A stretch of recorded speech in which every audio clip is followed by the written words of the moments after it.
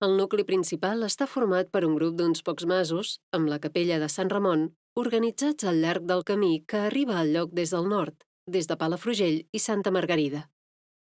A l'extrem de migdia hi ha la capella de Sant Ramon i al seu davant Camp Fina, amb una torre de guaita del segle XVI. Formen una unitat inseparable als masos, que amb les seves dependències i espais closos amb parets de tanca creen el carrer o tram de camí. En aquest terme ja hi ha documentades masies des del segle XII. A la plana de Palafrugell i Mont-ras es conserven moltes torres construïdes per comunicació i protecció de les famílies que vivien a la plana. Les més properes a Ermedàs són la del Mas Petit d'en Caixa i la del Mas Borrull. Les torres eren edificis aïllats i autoprotegits on habitualment a partir del segle XVIII s'hi varen adossar masies i es varen aprofitar per a espais d'ús agrícola. L'única torre que es conserva aïllada és la Torre Simona, molt propera al nucli d'Ermedàs.